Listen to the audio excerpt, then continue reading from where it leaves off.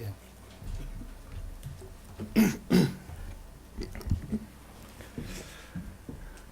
안녕하십니까. 신천 효목동 지역구 황순기 의원입니다.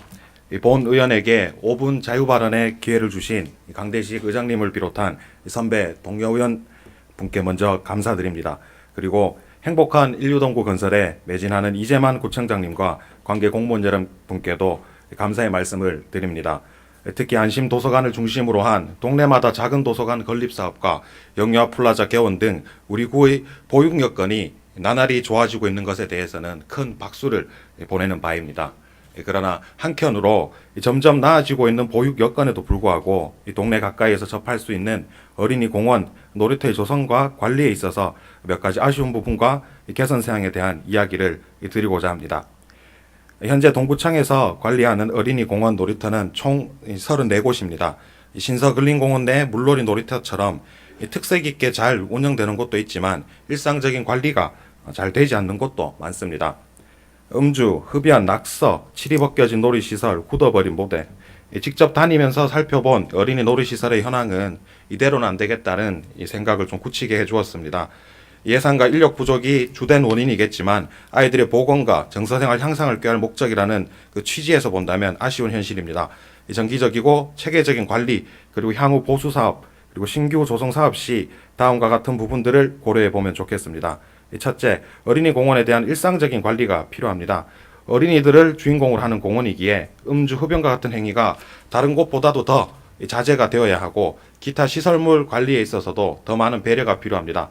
어린이 공원 놀이터에 대해 우선적으로 금연구역이 지정이 되어야 할 것이며 기타 어린이 공원 안에서의 금지 행위들을 안내하는 안내판 부착과 함께 지속적인 계도도 이루어져야 합니다. 더불어 행정에서 전담할 수 없는 부분들은 인근 주민들과 함께 관리할 수 있는 방법을 찾아야 합니다. 대전 서구의 경우에는 놀이시설 인근 경로당 어르신들을 위촉해서 일상적인 관리를 하고 있는 사례가 있었고, 대구 남구의 경우에는 일상적인 모니터링 일지를 작성하는 주민을 위촉하여서 관리를 하게끔 하는 사례가 있었습니다. 다양한 사례들을 참고하여 우리 구에 맞는 일상적인 관리 방법을 도출해내면 좋겠습니다. 둘째, 어린이 공원에 대한 환경 정비가 필요합니다. 한참 글을 배워가는 어린이들이 주로 찾는 곳이기에 욕설 등의 낙서는 좀 빠르게 지워져야 할 것입니다. 그러나 실태는 그렇지 못합니다. 공원을 찾은 어린이가 어른들에게 이 글자는 뭐예요? 라고 물어본다면 뭐라고 답할 수 있겠습니까?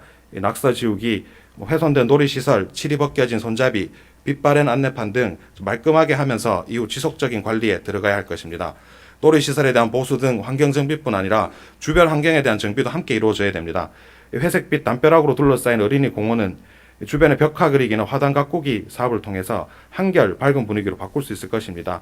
또 이런 사업도 주민과 함께 추진한다면 공원에 대한 관심과 애착도를 함께 높이는 일석이조의 효과를 볼 수도 있을 것입니다. 셋째, 안심하고 뛰어놀 수 있는 곳이 되어야 합니다.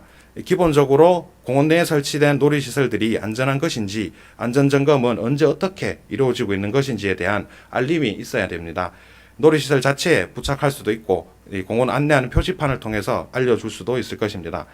더불어 모래놀이장에 대해서도 더 나은 관리가 필요합니다. 관내 공원 중 어린이 공원 중에서 8곳 정도가 이제 모래 바닥재를 쓰고 있거나 모래로 된 공간이 조성되어 있었습니다. 그러나 육안으로 확인하거나 민원이 있으면 모래를 보충해주는 수준의 관리만 이루어지고 있을 뿐이었고 주기적인 보충, 소독은 이루어지지 않고 있었습니다.